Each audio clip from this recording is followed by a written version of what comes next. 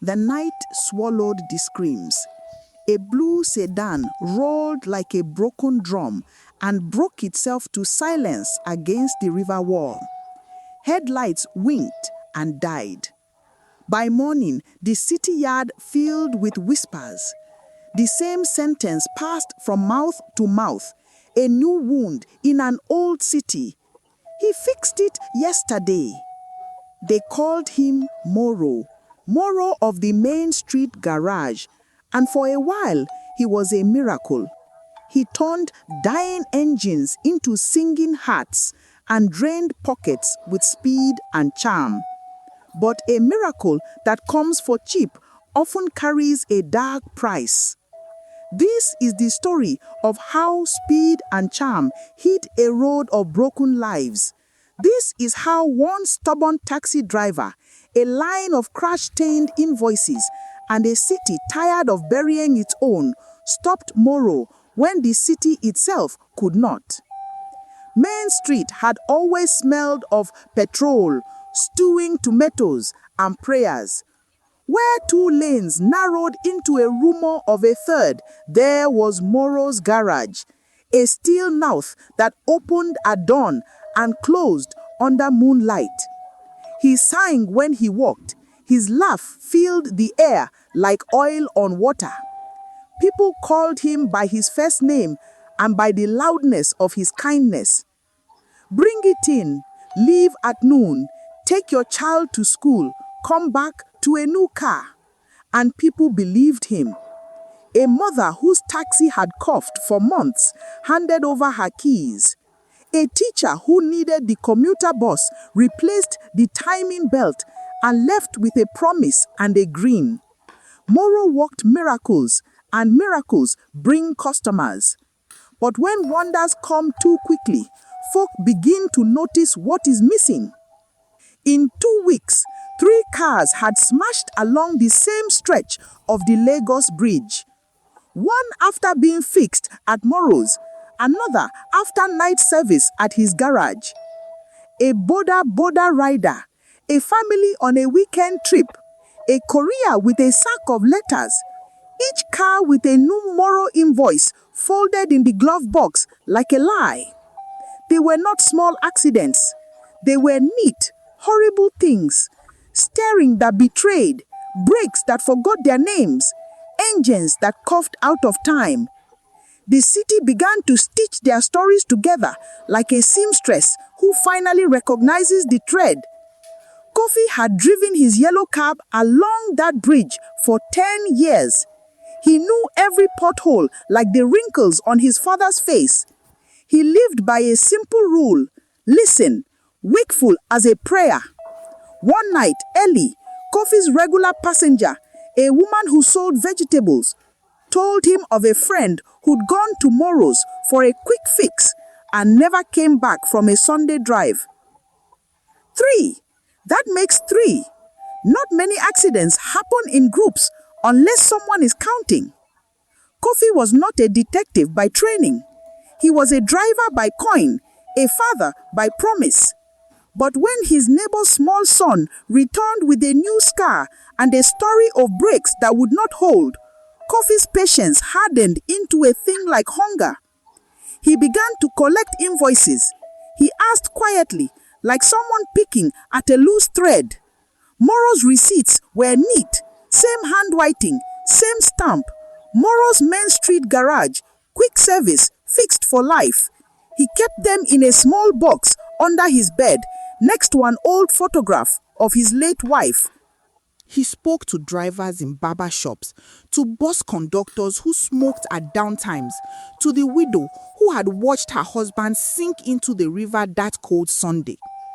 Each invoice had one common line: brake overhaul, replace pads, adjust linkage. Each car failed in its stopping. Not a coincidence.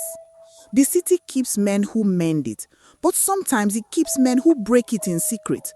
Kofi could feel the secret on his skin. He wanted answers, not for fame, but for the next person who would hand over keys with trust like money. Kofi's investigation was a slow tide.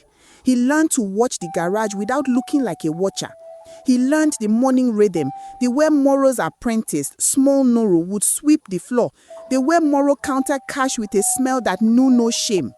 Kofi learned faces, men in suits who came in with still calm, brides who whispered, motorcyclists who laughed like children.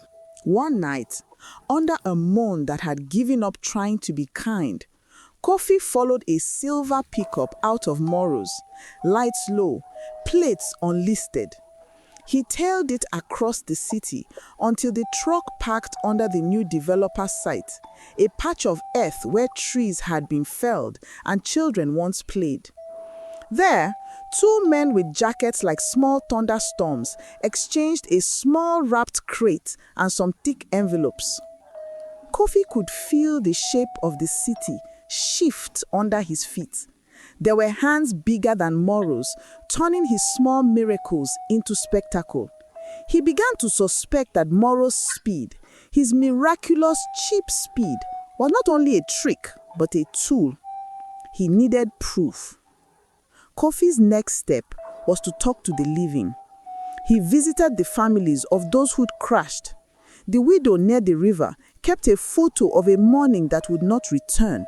The courier's mother kept a stack of undelivered letters, and under them, an invoice creased along the edges. The most telling testimony came from an apprentice, young Nuru, who had worked for Moro for a season, and then left with a limp and a fuller heart. Nuru told Kofi about strange deliveries, boxes marked only with an X, old parts replaced by identical-looking new ones that hummed with something wrong. He spoke of a late-night ritual in the back of the garage when Moro would talk to a man on the phone and hand him a ledger with names. Nuru's voice broke when he said the words, "the list." He said the roads will clear. He said we will get what we need. Kofi learned the mechanic's pattern.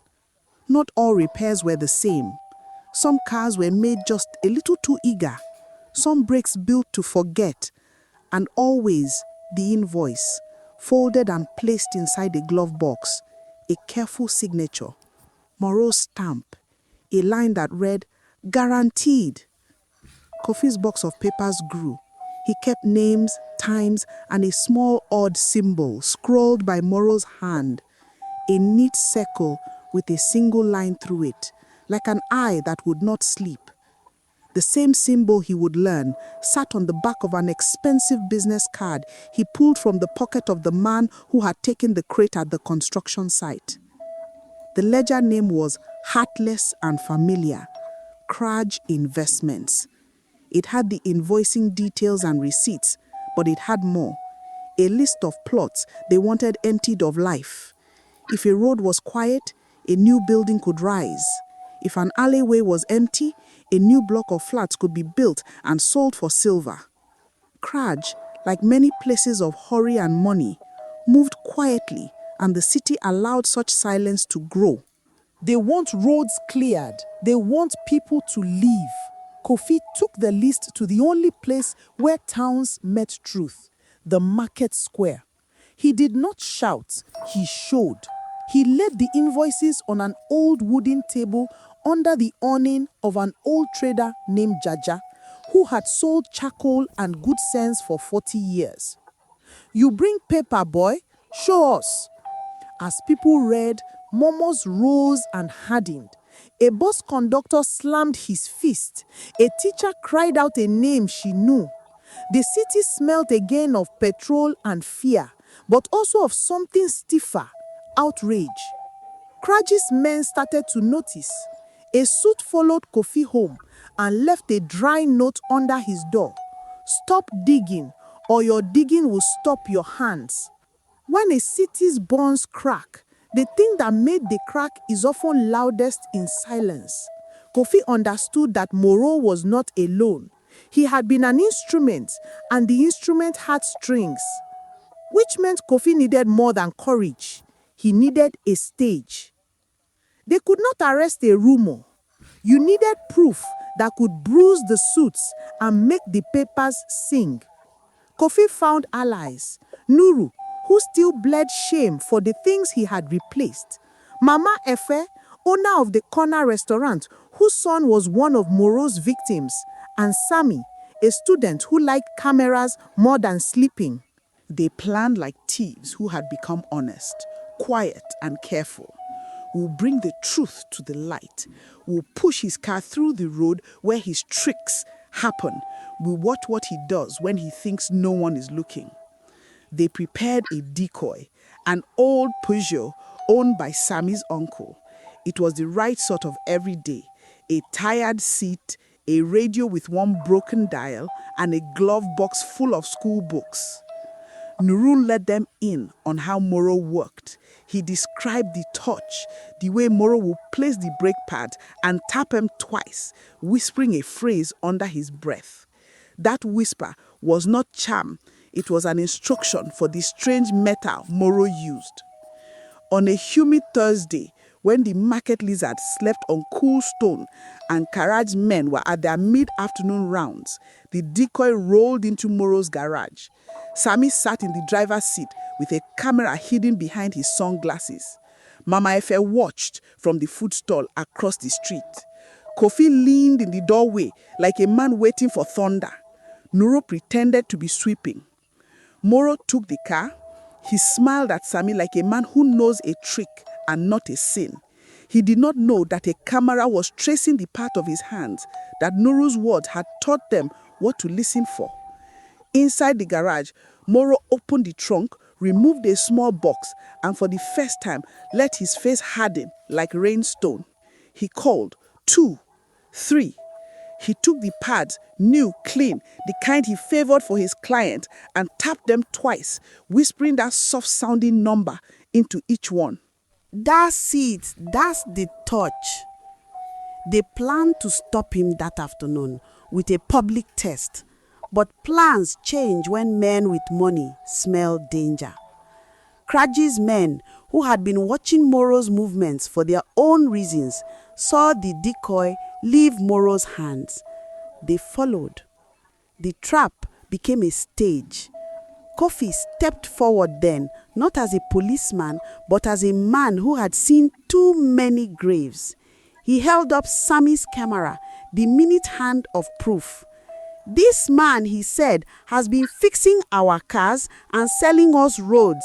He has been making the brakes forget how to stop. Moro's smile faltered. He searched faces. He searched for a hand to pay him back with. The city shifted. Kraji's men moved like fog, placing 2 thick men between Moro and the street. "You don't know what you're saying," Moro protested. "You should mind your place, driver," one of the men in the suit said.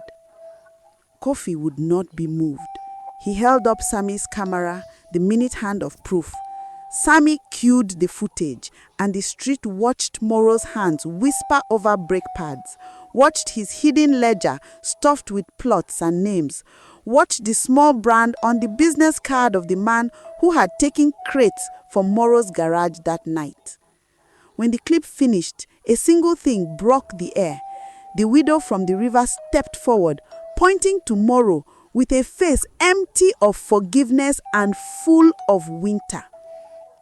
"You fixed my husband's car 2 days before he died.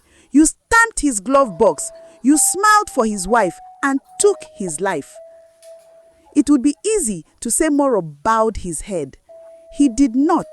He reached into a pocket and produced a small book, a ledger, and threw it at Kofi's feet. The book was full of names, addresses, and numbers. The pages had been erased in patches, and the ink had the smell of money. "They told me it would be for the good. They told me, they gave me..." His voice dissolved. The 2 men in the suit smoothed their jackets like kings whose crowns were slipping. For a moment, the conflict was a duel. The city's small common people, armed with stories and a camera, and the men in well-cut suits, armed with envelopes. Then something the city seldom sees happened.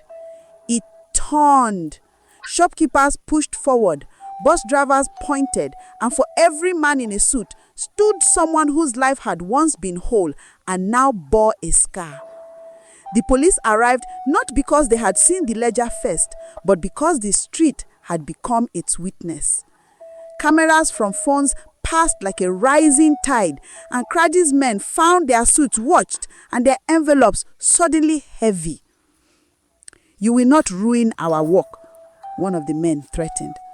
But work built on the bones of others is not work. It is theft. The police took Moro and the men from Kraji into custody to be questioned. Moro's hands trembled. They had fixed many things in the city. They had also been the mechanism of its quiet erasures. When the truth spilled out, it was not pretty. The ledger showed payments, plots to be cleared, names of people whose presence would make a site less profitable. Moro had been paid to soften their passage, to make cars forget to slow, to make engines run too eager, to change small parts that would fail only on the best lit turns. They said it would be quick. They said no one would notice. In the end, it was not the men that paid Moro most that were punished first. It was the man himself who had to choose between his greed and his shame. He chose shame. Courtrooms are places where lives are measured by words and paper, and sometimes the smallest paper is the loudest. Moro was sentenced not only for the crimes of his hands, but for the people he had chosen to betray. The men from Kraji were investigated. Some were found to have paid for cleared roads. Others vanished into legal webs, their fates caught in nets of evidence Kofi had helped throw. I did not want praise. I wanted stopping. The city, angry and bruised, held a long meeting. Roads were checked again and again, and the culture of quick charm was challenged. Workshops reformed their supply chain. Apprentices were taught to name every nut and bolt and not let a single one become a lie. Kofi returned to his cab and drove along the bridge that had once taken a life. He did not feel victorious, only lighter, like a man who had finally sweated out a fever. He kept one of Moro's invoices in his glove box, folded to the same crease as before, now a reminder and a warning. Stories in the city travel like the tides, slow, then all at once. The story of Moro of the Main Street Garage spread not to humiliate, but to teach. It taught that a job done in a hurry without heart can kill, that good work is a debt to the living, and that the city is not a thing to be sold in pieces. A proverb from the old market says, "If you mend a roof with borrowed nails, do not be surprised when the rain remembers your name." So remember the cab driver who would not look away. And remember the little things, the sound of a brake pad, the stamping on a receipt, the quiet ledger with names. For a city is made of people, and people are not to be set aside like old tires. This is the end of this story. We appreciate you for watching. Support us by subscribing, liking, and sharing this video. Join our growing family of African story lovers. More powerful stories are on the way. See you next time. Bye.